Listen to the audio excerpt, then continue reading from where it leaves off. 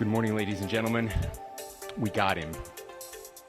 On the evening of September 11th, a family member of Tyler Robinson reached out to a family friend who contacted the Washington County Sheriff's Office with information that Robinson had confessed to them or implied that he had committed the incident. This information was relayed to the Utah County Sheriff's Office and scene investigators at Utah Valley University. This information was also conveyed to the FBI. Investigators reviewed additional video footage from UVU surveillance and identified Robinson arriving on UVU campus in a gray Dodge Challenger at approximately 8:29 a.m. on September 10th, in which he is observed on video in a plain maroon t-shirt, light-colored shorts, a black hat with a white logo, and light-colored shoes. When encountered in person by investigators in Washington County on September 12th, in the early morning hours, Robinson was observed in consistent clothing with those surveillance images. Investigators interviewed a family member of Robinson who stated that Robinson had become more political in recent years. The family member referenced a recent incident in which Robinson came to dinner prior to September 10th, and in the conversation with another family member, Robinson mentioned Charlie Kirk was coming to UVU. They talked about why they didn't like him and the viewpoints that he had. The family member also stated Kirk was full of hate and spreading hate. The family member also confirmed Robinson had a gray Dodge Challenger. Investigators identified an individual as the roommate of Robinson. Investigators interviewed that roommate, who stated that his roommate, referring to Robinson, made a joke on Discord. Investigators asked if he would show them the messages on Discord. He opened it and showed several messages to investigators and allowed investigators to take photos of the screen as each message was shown by Robinson's roommate.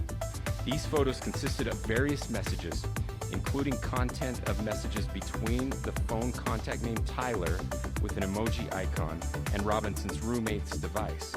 The content of these messages included messages affiliated with the contact Tyler, stating a need to retrieve a rifle from a drop point, leaving the rifle in a bush, messages related to visually watching the area where a rifle was left, and a message referring to having left the rifle wrapped in a towel.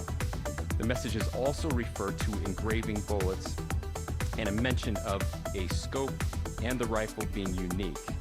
Messages from the contact Tyler also mentioned that he had changed outfits. I know there's been speculation as well as to the writing on those casings, those bullet casings, and I believe we have that as well. And I will share that with you now.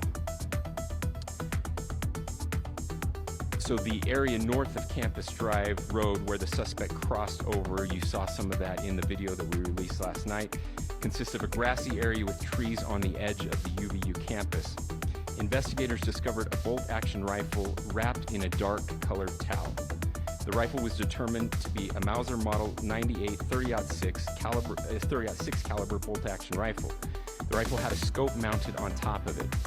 Investigators noted inscriptions that had been engraved on casings found with the rifle.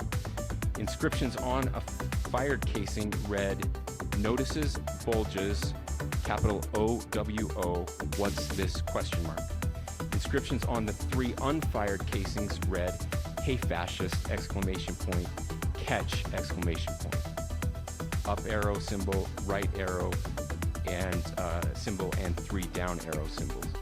A second unfired casing read, "Oh Bella Ciao, Bella Ciao, Bella Ciao, Ciao Ciao," and a third unfired casing read, "If you read this, you are gay, LMAO."